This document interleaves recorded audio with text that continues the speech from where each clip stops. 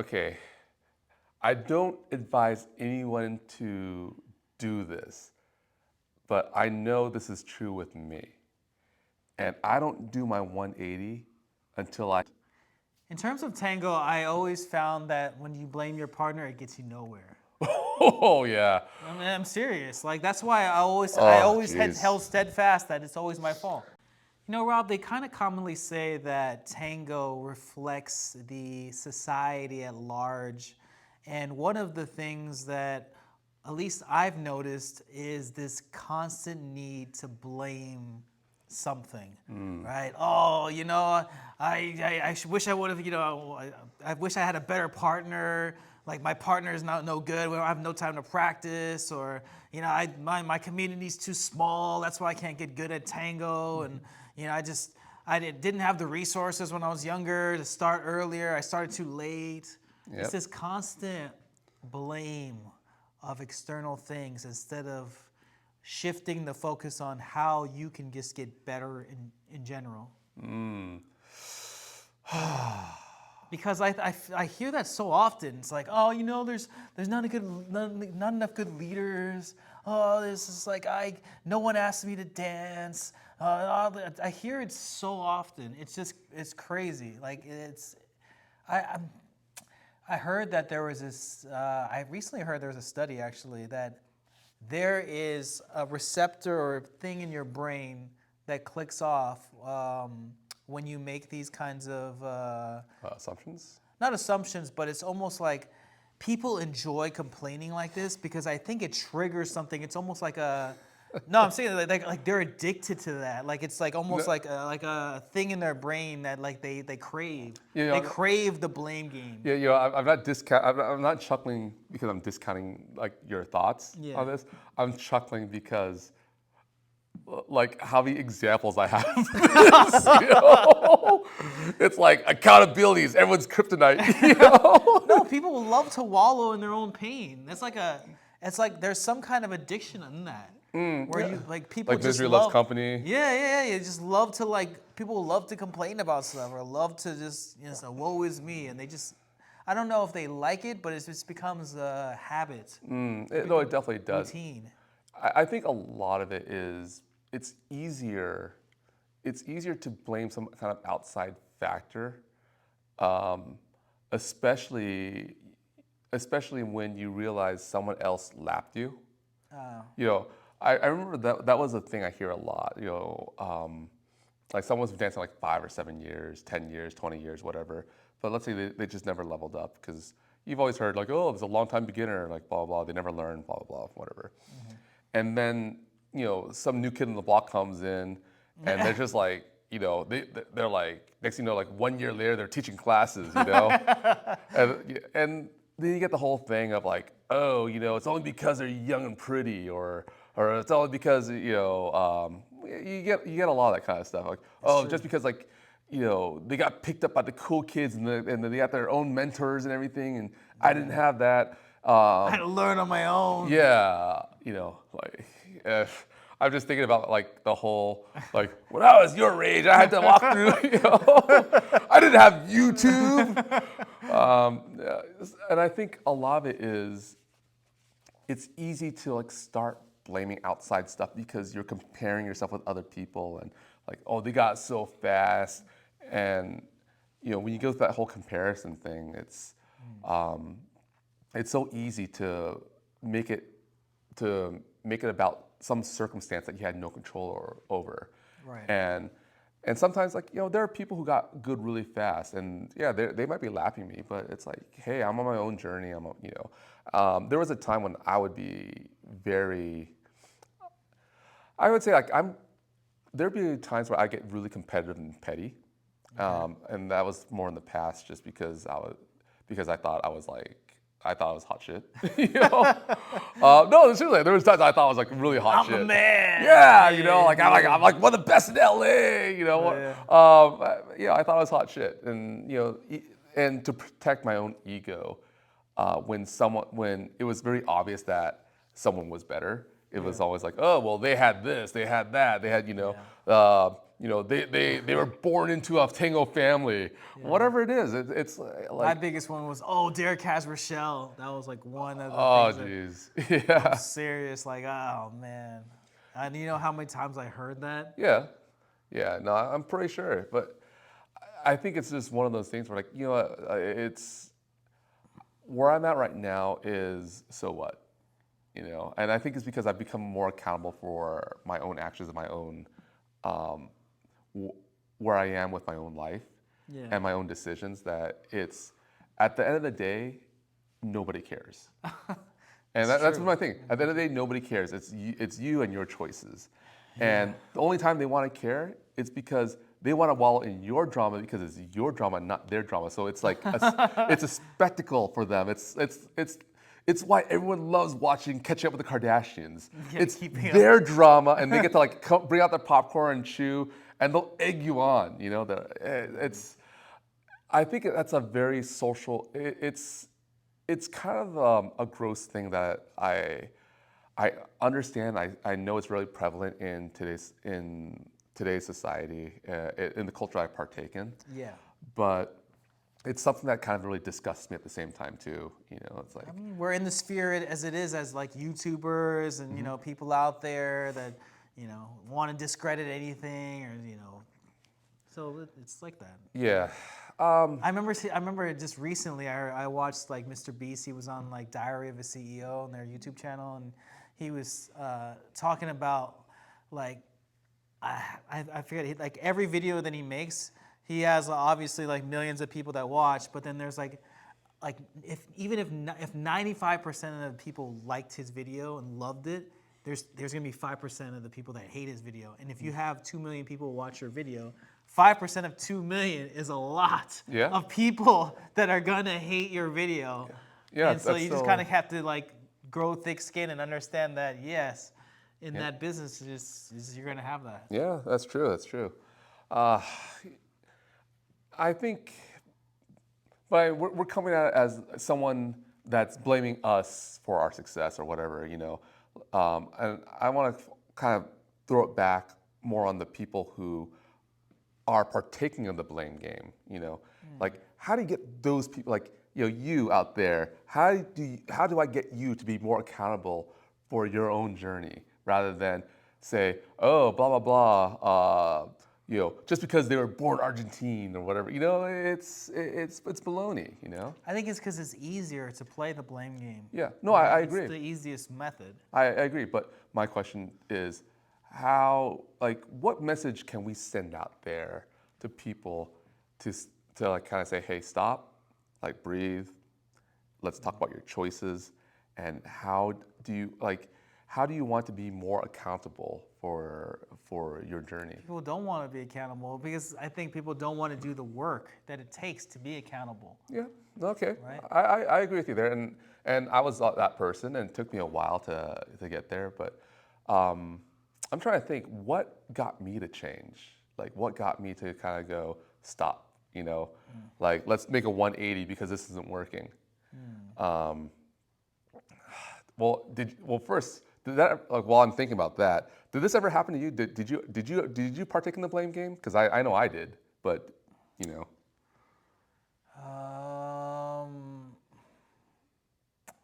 In terms of tango, Yeah. that's a very hard one. or maybe outside of tango. Outside of tango, yeah, of course. So, right? but what got you to do the 180? Now, I'm not going to say I'm perfect. I'm not going to say like I've been absolved. Of course, I think there's some deep things within me that still, has certain things about certain ideas. But I will say that at the end of the day, it just doesn't make you better. Yeah. Like it doesn't do anything when you concern yourself with other people. When you concern yourself with the external. It doesn't change who you are, and though that external is going to always be there. I've just learned that. Like, no matter what you do, you're always going to have people that are just don't like you for whatever reason. I remember when I was a counselor, I was a sports camp counselor that taught summer sports to kids from like 8 years old to 13 years old. And I remember there was this one person, she was like aloof, and she was writing in this journal, and one day she got super upset, and I think someone found her journal, and she wrote like some negative stuff about every other geez. counselor, and then it was something about someone read mine and was like, I don't know why everyone likes Derek. Like, I don't get it. Like, that's it's just like, I was like, geez, like what?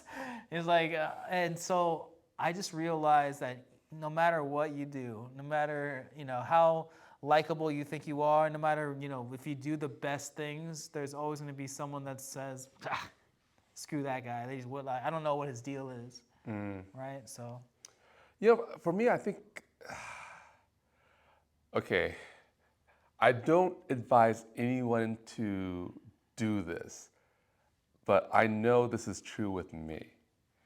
And I don't do my 180 until You hit rock bottom? Yes. Yeah, rock bottom. Yeah, I'm a rock bottom guy. It's like, no, it's true. I know it's it is. true. I know it is.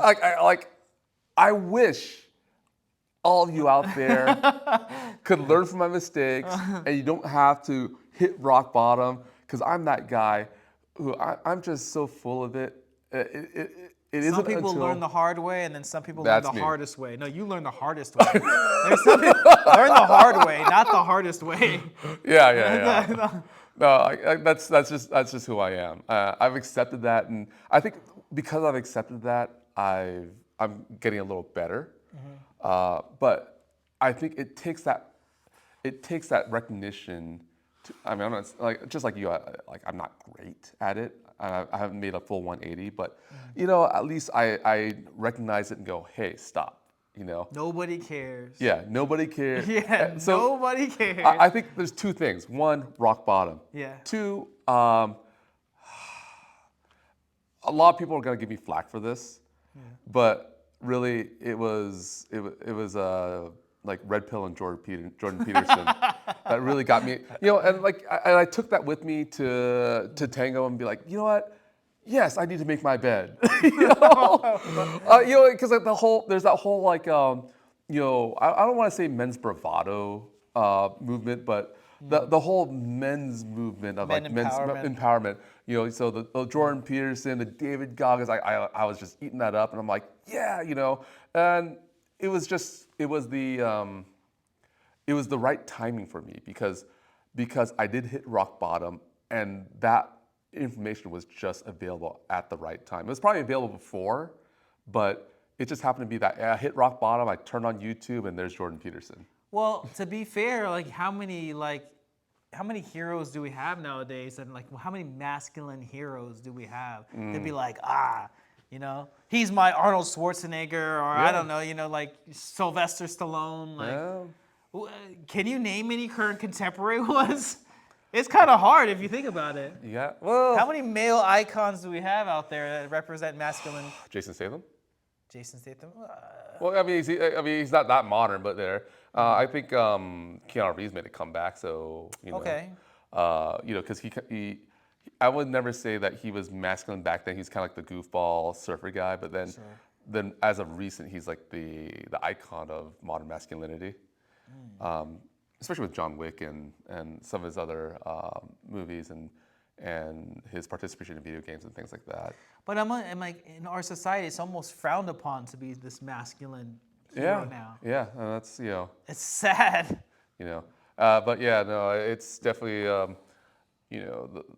Joe Rogan really. I would say that whole genre of personalities that picked me up, that I hear advice from when I was hitting rock bottom. I mean, please don't blow your leg out to learn something. But no, that's what when you blow your leg out and you're stuck in bed because you can't walk, and all you got is yourself to blame for it. I mean, I can blame the guy who busted my leg, but and I'm still kind of angry at him. I mean, that's justifiably so. But still, at the same time, it was like I was at a moment where how would I say this? I came to the realization that the reason why I'm very extroverted and I like to be around a lot of people was because it was a distraction from what I needed to do. Right. And what was I can't remember who said it, but there's something along the lines of discipline is, doing what you need to do so that, all the choices you need to do to become the better person. I think me and Jocko said something along those lines, but yeah, that's the whole point of it, is that you make your decisions, and it's how much you want to succeed in that is when you make those decisions, because everything else is just a distraction, and coming to that realization, yeah, and I wanted to be a better dancer, I wanted to be a better person, and I've always felt that tango's kind of, I don't want to say saved my life, but it's helped me become the person I want to be and am today. So it's kind of like my vehicle for character improvement. In terms of tango, I always found that when you blame your partner, it gets you nowhere. Oh yeah. I mean, I'm serious. Like that's why I always Geez. held steadfast that it's always my fault. Yeah, but so here's the funny one. We hear it a lot, especially with teachers. It's always the man's fault, right? I firmly believe that 99% of the time it is the leader's responsibility. I kind of I want to change the wording on that. Yeah. Which is, it doesn't matter whose fault it is, it's the leader's responsibility. Right. I know, but but when the teacher just says, "Oh, it's always the man's fault," like we don't talk about responsibility. Then you have a war of words. It's like, what do you mean it's my fault because I'm a man? Like you're the one who didn't follow me. So you get that. You get into that like word slinging. I see.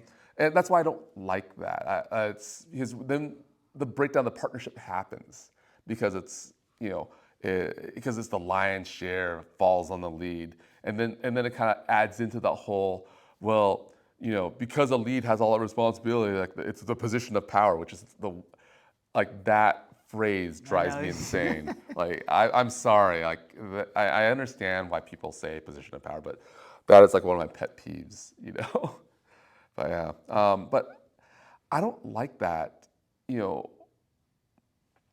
this whole idea of it's always a leader's fault. And in a sense, I subscribe to it because I want to be more responsible. Yeah. But doesn't it also take away the accountability on the lady's part in the partnership? It's almost like. It doesn't take away. It's better to have the mentality that you can do better. Oh no, I agree. But So it's better to have the mentality. no, as a man, right? Yeah. Yeah. Okay, but I'm talking about let's just say I'm a follower. I get to ride on that. It was never my fault. It's never my, so as a follower, or if I'm a follower, because I don't want to say as a follower because people are gonna take that out of context because I don't really follow. But if I'm a follower and I get to ride that, I'm always blaming the guy because it's always his fault. Where's my accountability? How do I make this partnership better? Like, we're not training people to be good partners now. We're training people to blame each other. I mean, am I wrong? No. Yeah.